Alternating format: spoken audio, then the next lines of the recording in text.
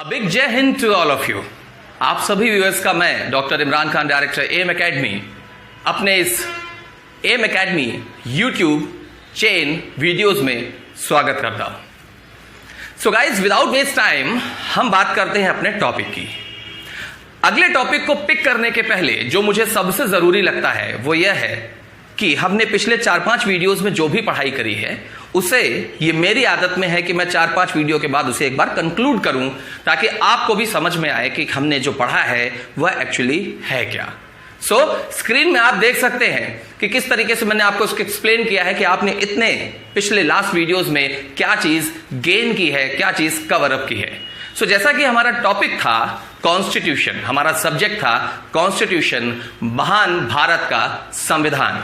सो हमने स्टार्ट किया कि सबसे पहले हमने उसकी सिंपल डिटेल्स को निकालकर इंट्रोडक्शन को पिक करने की कोशिश करी। और जब हमने इंट्रोडक्शन किया तो इंट्रोडक्शन में उसके 2 पार्ट हमने डिवाइड किए, एक कॉन्स्टिट्यूशन एज अ सिस्टम यानी व्यवस्था के रूप में, और कॉन्स्टिट्यूशन एज अ बुक, एक किताब के रूप में। जब हम व्यवस्था के रूप में गए तो मैंने वहां पर आपको सारे के सारे फैक्चुअल पार्ट्स को याद कराया और समझाया, बताया, जिसका एक पूरा सेपरेट वीडियो बनाया, और आपको यह भी प्रॉमिस किया कि हमारे कंट्री में कॉन्स्टिट्यूशन क्यों आया और हमारे अपने पूर्वजों ने उसे किस तरह से अपनाया, इसके लिए एक सेपरेट अलग डिटेल वीडियो मैं आपको बनाकर दूंगा। ओके, फिर इसके बाद हमने अगले वीडियो में constitution as a book topic को पिकअप किया। वहां पर आपको बताया कि कॉन्स्टिट्यूशन 3 अलग अलग पार्ट्स में डिवाइड होकर एक बुक को बनाता है। वह है 22 भाग, 22 पार्ट्स, 395 अनुच्छेद, 395 आर्टिकल्स, और 8+4 यानी कि 12 स्केड्यूल्स यानी अनुसूचियां, जिसमें से भाग और अनुसूचियों को सेपरेटली मैंने एक एक करके आपको पूरी डिटेल के साथ पढ़ाया। और उसके बाद हमारा नंबर शुरू हुआ आर्टिकल्स का, जिससे बच्चे सबसे ज्यादा डरते हैं, राइट। चलिए, फिर हमने जब आर्टिकल्स में आए तो सबसे पहले आर्टिकल 1 to 18, 1 से 18 तक आर्टिकल्स को पढ़ा। और मैं अभी भी विश्वास के साथ कह सकता हूं कि अगर मैं अभी देन एंड देयर आपसे कहूं तो आप स्वयं में 1 से 18 तक आर्टिकल्स को यूं चुटकियों में लिख सकते हैं, इतना मुझे विश्वास है। उसके बाद हमने आर्टिकल 19 के लिए पूरा एक वीडियो सेपरेट किया और आर्टिकल 19 को उस 20 से 25 मिनट के वीडियो में बखूबी समझने की कोशिश की। और आर्टिकल 19 के बाद हमने आर्टिकल 20, 21, 22 में से 21 को अलग करके 20 और 22 को आपस में कंपेयर करके उसके कंफ्यूजन्स को क्लियर करके पढ़ाई की। और उसके बाद हमने फिर आर्टिकल 23 से लेकर आगे के 23, 24, 25, 26, 27, 28, 29, 30 और यह बता करके 31 निरसित है, हमने 31 तक पढ़ाई करी।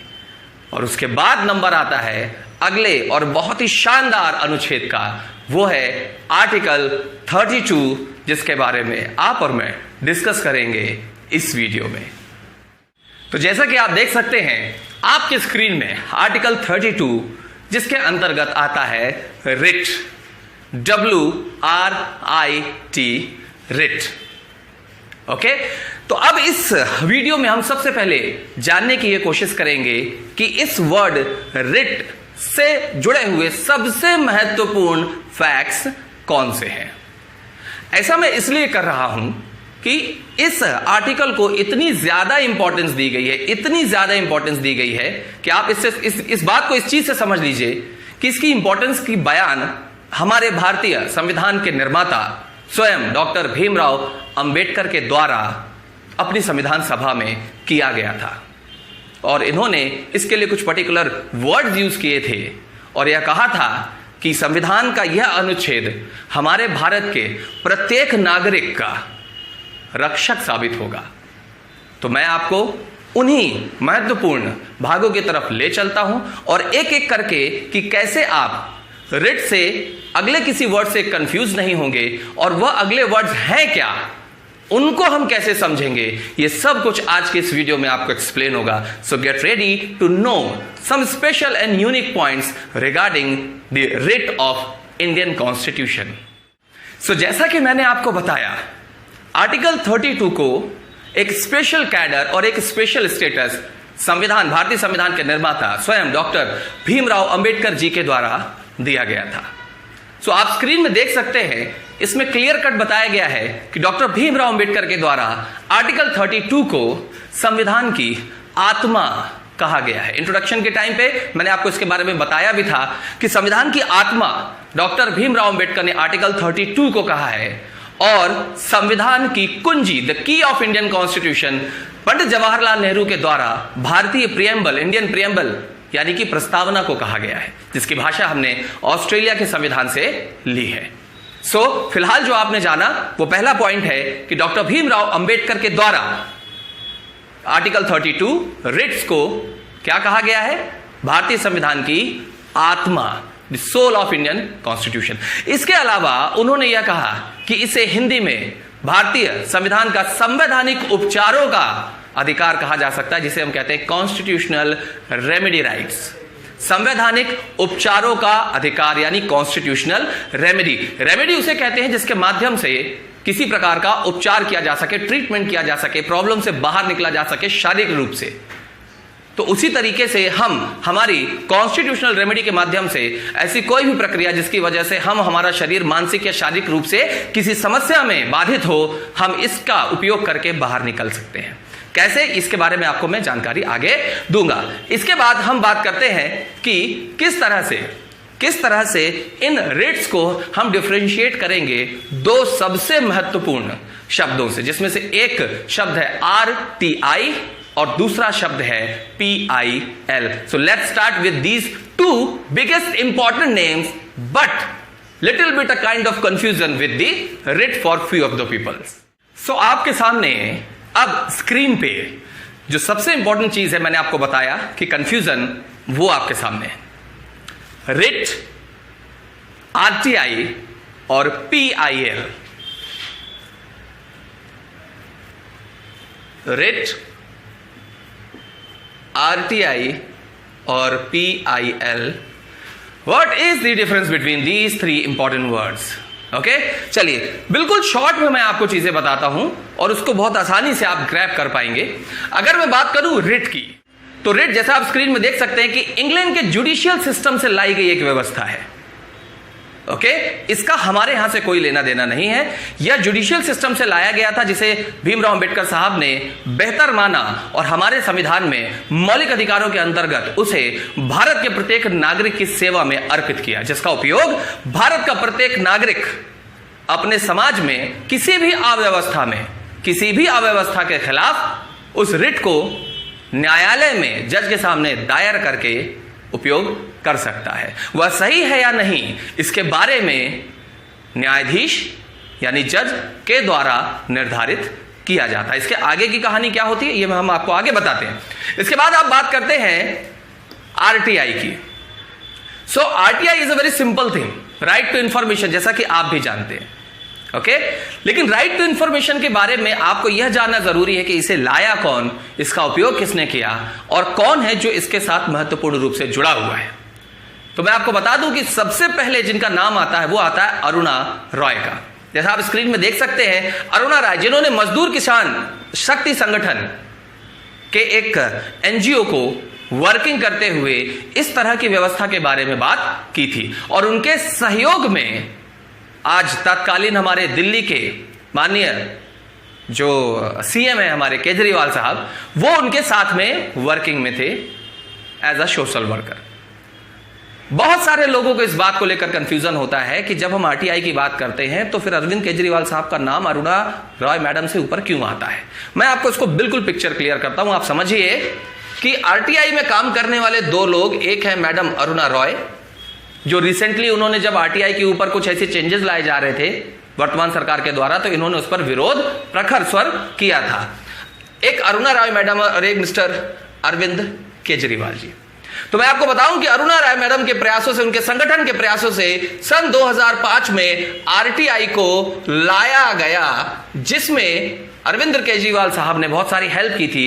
लेकिन एक फर्क आता है कि इसके आने के बाद बहुत सारे महत्वपूर्ण इंपॉर्टेंट एरियाज में, सेक्टर्स में, मंत्रालयों में, मिनिस्ट्री के बाहर काम और बाकी के किसी और सेक्टर में मिस्टर अरविंद केजरीवाल के द्वारा बहुत बड़ी संख्या में आरटीआई फाइल की गई थी। एक आंकड़ा है कि जब से 2005 से आरटीआई है तब से आज तक 1,75,00,000 से ज्यादा आरटीआई दायर की जा चुकी है। तो आप समझ सकते हैं कि आरटीआई को दायर करने का एक महत्वपूर्ण कार्य, जानकारी निकालकर जनता के सामने पेश करने का महत्वपूर्ण कार्य, उस आरटीआई को फाइल करने के विचारों को बढ़ावा देने का महत्वपूर्ण कार्य अरविंद केजरीवाल जी के द्वारा किया गया। इसकी वजह से ही सन 2005 में मिस्टर अरविंद केजरीवाल को रमन मैग्सेसे पुरस्कार से सम्मानित किया गया, जिसे एशिया का नोबेल बोलते हैं। अब इसके पीछे मैं नहीं जाऊंगा कि उसके लिए अरुणा राय जी को इंपॉर्टेंस क्यों नहीं दी गई, वो मेरा मुद्दा बिल्कुल भी नहीं है और आपका भी नहीं होना चाहिए। फिलहाल एजुकेशन के दरमियान आपको पता होना चाहिए कि आरटीआई को सन 2005 में अरुणा राय जी के प्रयासों से मूलतः लाया गया, लेकिन आरटीआई के नाम पर, समाज सेवी के नाम पर सन 2005 में रमन मैग्सेसे एशिया का नोबेल कहा जाने वाला पुरस्कार मिस्टर अरविंद केजरीवाल, वर्तमान दिल्ली के मुख्यमंत्री, को मिला था। सो ये एक जानकारी थी जो आपके जानकारी में होना आवश्यक था। अब कोई कंफ्यूजन नहीं रह गया होगा और अब लगे हाथ हम इसके बाद आगे चलते। PIL, public interest litigation, English में नाम नहीं सुना होगा तो आपने हिंदी में बहुत अच्छे से सुना होगा। इसे कहते हैं जनहित में जारी याचिका। जनहित में जारी याचिका, याद रखिए जनहित में यानी कि हम सभी भारतीय नागरिकों की बात कर रहे हैं। ओके, इस पब्लिक इंटरेस्ट लिटिगेशन को मिस्टर PN भगवती जी के द्वारा बेसिकली प्रमोट किया गया भारतीय संविधान में एक व्यवस्था के रूप में।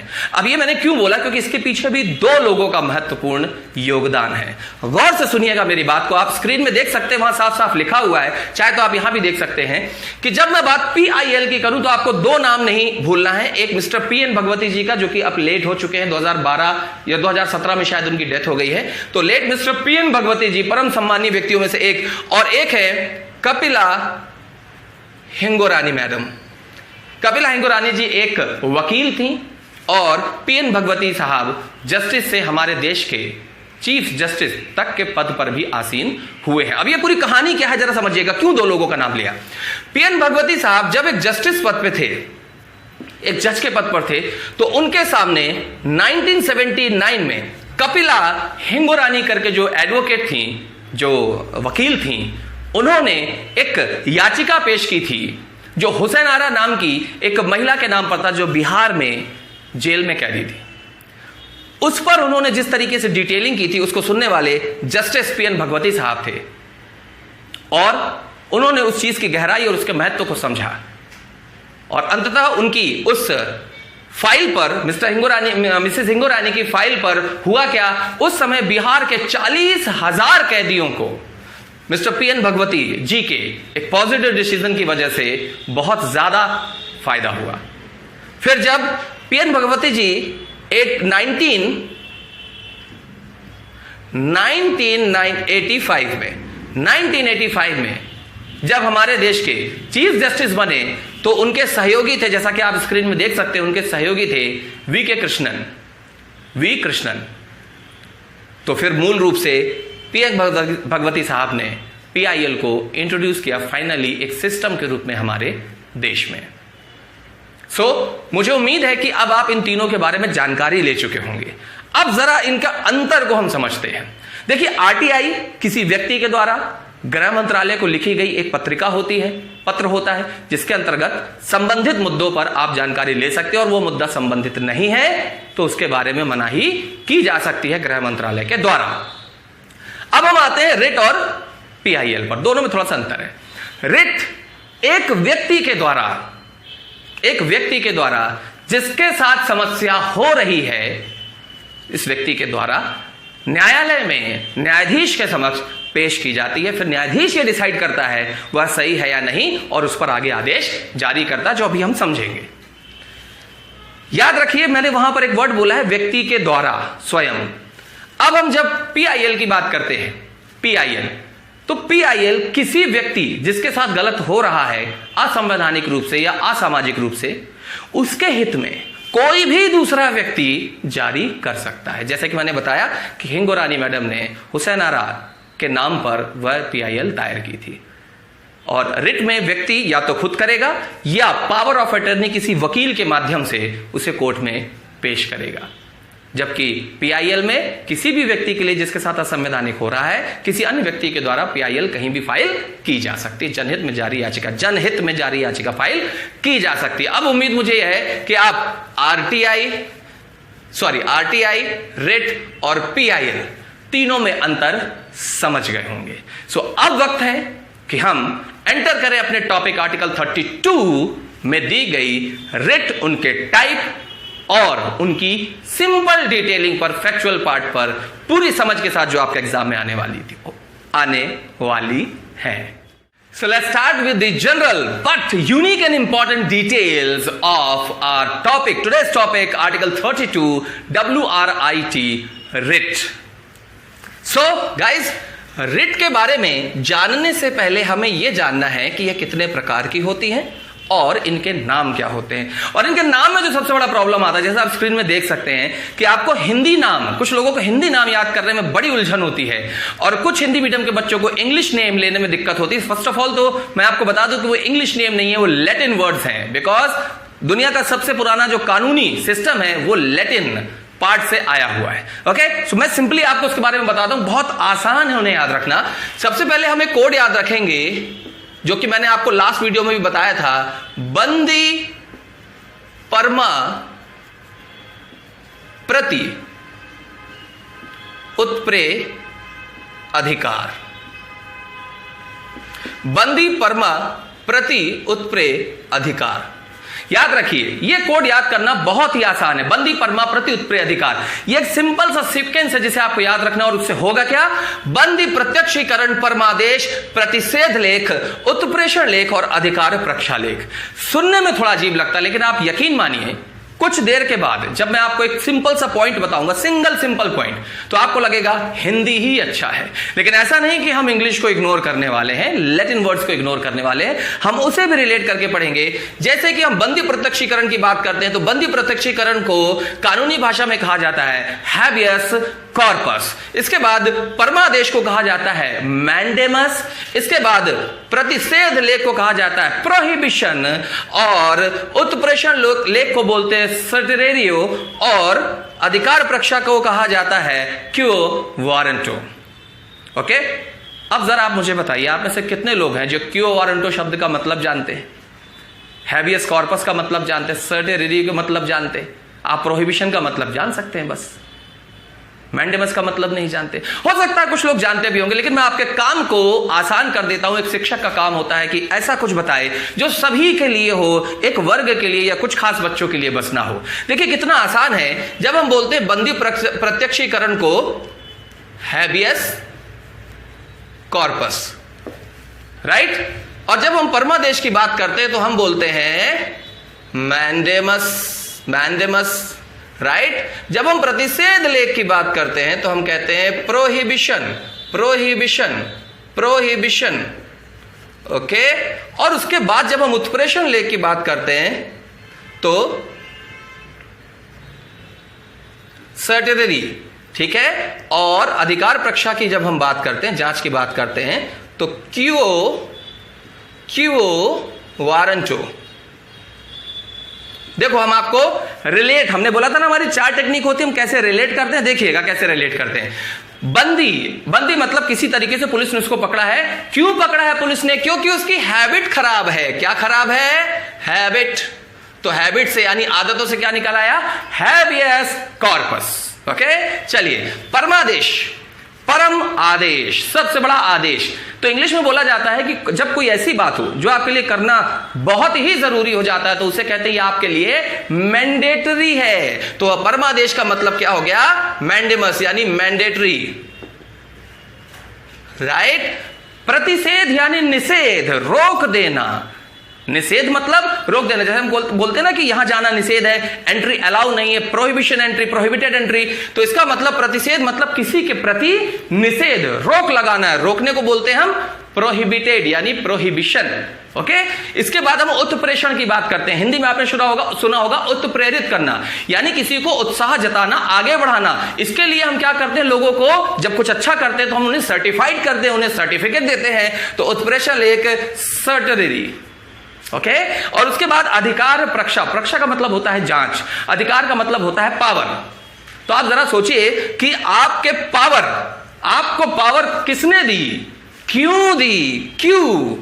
कि आप वारंट जारी कर सके, वारंट हो, क्योंकि वारंट वही जारी कर सकता है जिसके पास पावर होती है, ठीक है? तो क्यों वारंट हो, क्यों वारंट जारी किया, क्या आपके पास अधिकार है? डन। सो बंदी अपनी हैबिट की वजह से होता है, कोई परम आदेश होता है मैंडेटरी आपके लिए, प्रतिषेध मतलब निषेध यानी प्रोहिबिशन, उत्प्रेरित करना मतलब उसे सर्टिफाइड करना, और अधिकार मतलब अधिकार तब आप जारी करोगे जब आपके पास वारंट है, या क्यों वारंट आपने दिया, ये इसका रिलेशन है। तो फिलहाल हमने ये समझा कि किस तरीके से हम आपको यह समझा सकते हैं कि बंदी प्रत्यक्षीकरण को हैबियस कॉर्पस कहा जाता है, परमादेश को मैंडेमस कहा जाता है, प्रतिषेध लेख को इंग्लिश में प्रोहिबिशन कहा जाता है, उत्प्रेषण लेख को सर्टियरी कहा जाता है, अधिकार प्रक्षालन लेख को क्यो वारंटो कहा जाता है। अब मुझे बताइए कि आप जितने भी लोग इस समय सुन रहे हैं, मुझे कहीं से आपको लगता है कि अब यह याद करना हमारे लिए मुश्किल है?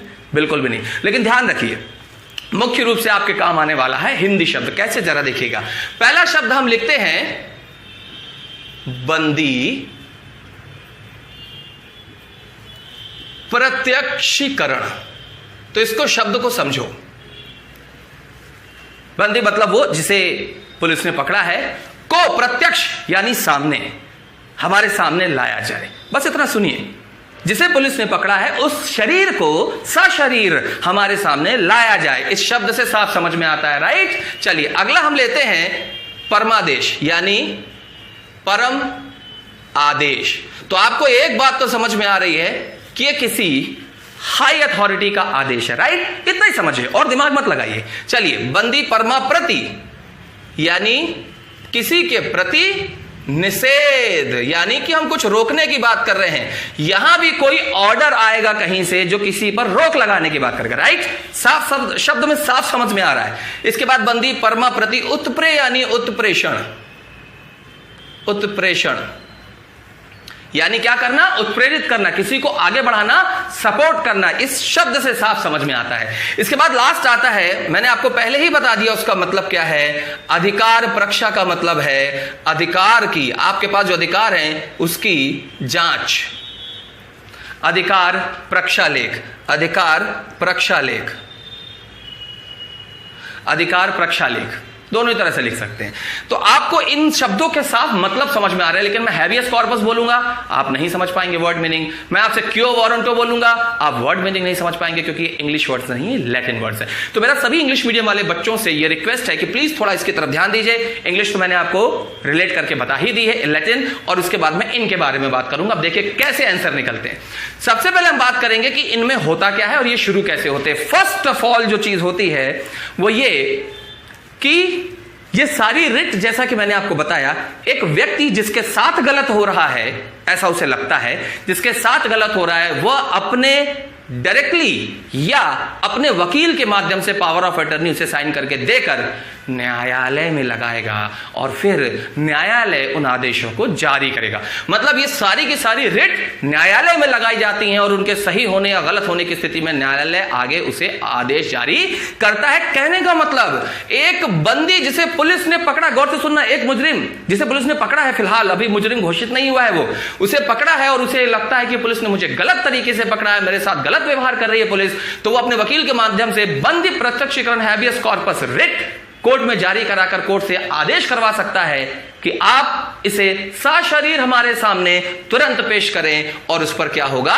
न्याय। क्या होगा? न्याय। तो मुझे लगता है कि अब आप ये समझ गए होंगे कि बंदी प्रत्यक्षीकरण क्या है। इसे आप नहीं लगा सकते जब तक कि पुलिस आपको पकड़ के अपने पास रखती नहीं हो, न्यायालय में पेश नहीं कर रही। तो वो न्यायालय में जा सकता है जहां न्याय होगा कि मेरे साथ सही हुआ या गलत। होप कि आप समझ गए होंगे। इसके बाद परम आदेश।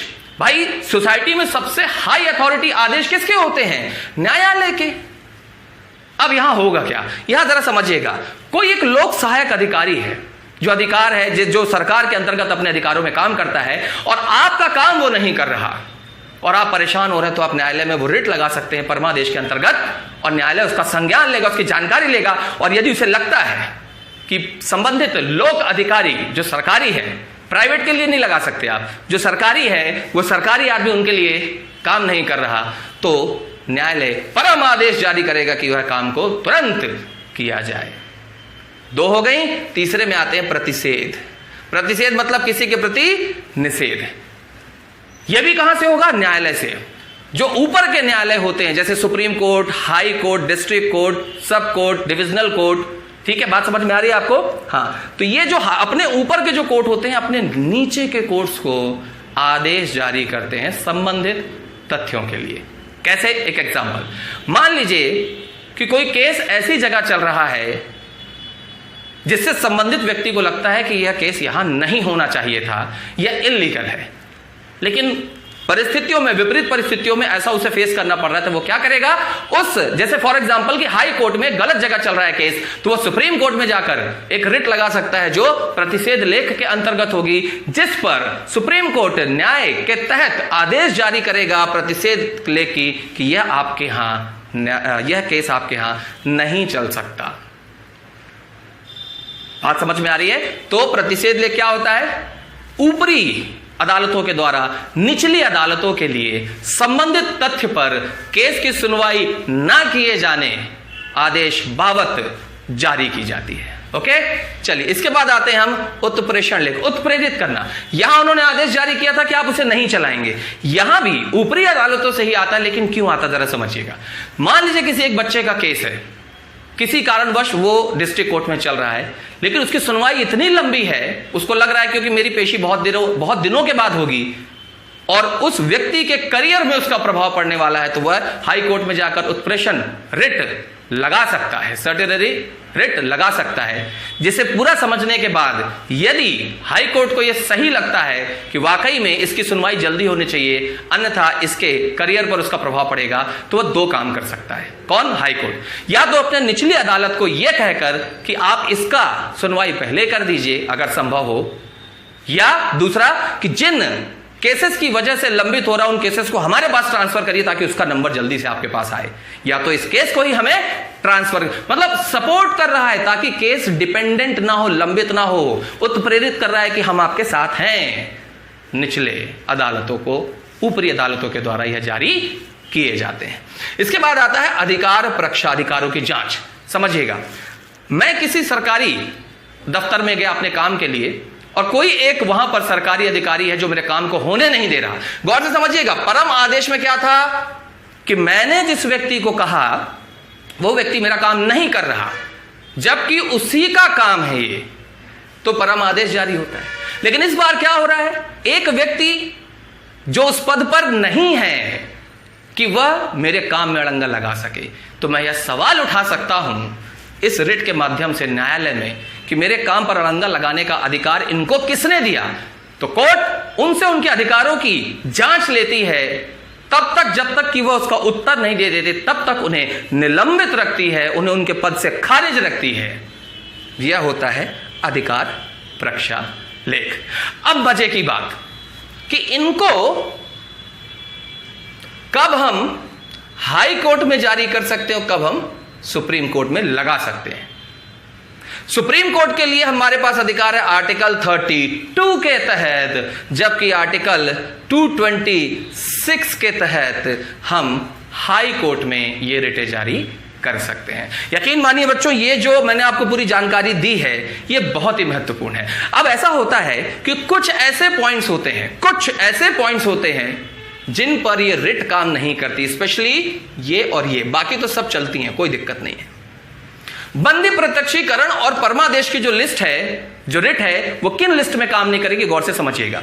अपवाद कौन से बनते हैं, ठीक है। बंदी प्रत्यक्षीकरण, यदि उस संबंधित बंदी को जिसे पुलिस ने पकड़ा है, या तो खुद न्यायालय ने पहले ही पुलिस कैद में रखने के आदेश दिए हैं, तो बंदी प्रत्यक्षीकरण फाइल नहीं हो सकता, या फिर उसके अलावा आप ये समझ लीजिए कि वह अधिकार न्यायालय अधिकार के अंतर्गत आता ही नहीं है, वह केस कोई और डील करेगा, लाइक सीबीआई और कुछ और, तो न्यायालय पे आप वह रिट नहीं लगा सकते, वह खारिज हो जाएगी, ठीक है। दूसरा परम आदेश, सरकारी पद पर कोई व्यक्ति है, प्राइवेट के लिए नहीं होता ये, सरकारी पद पर कोई व्यक्ति है तो उस पर यह आदेश जारी होगा कि आप उस काम को करिए, क्यों नहीं कर रहे। यह केवल राष्ट्रपति और राज्य के राज्यपाल को छोड़कर आप किसी भी सरकारी पद पर काम करने वाले व्यक्ति विशेष पर इसे रिट लगा सकते हैं, न्यायालय को सही लगेगा तो उस पर काम होगा।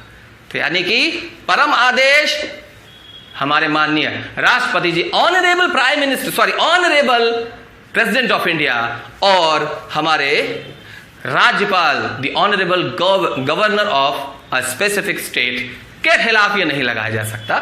और बंदी प्रत्यक्षीकरण यदि खुद न्यायालय ने आपको पुलिस कस्टडी में रखने के आदेश दिए हैं तो नहीं लगेगा, या फिर वह न्यायालय के अधिकार क्षेत्र के बाहर है तब नहीं लगेगा। बाकी प्रतिषेध और उत्प्रेषण अधिकार प्रक्षा में ऐसी कोई लिमिटेशन एज सच नहीं है। सो गाइस, ये था हमारा एक डिटेल जो रिट से संबंधित था। मैं ये उम्मीद करता हूं कि आपको पूरे के पूरे सेशन में आर्टिकल 32 क्या है, उसे क्या कहते हैं, किसके द्वारा लाया गया, क्या कंफ्यूजन्स है, किसके साथ कंफ्यूजन हो सकता है, और जो कंफ्यूजन थे उनको पर्टिकुलर क्लियरेंस किया, और उसके बाद उसके टाइप्स को पढ़ा, उसके टाइप्स को हिंदी इंग्लिश में याद किया, फिर उनकी डिटेलिंग को समझा और उनकी लिमिटेशंस को भी समझा।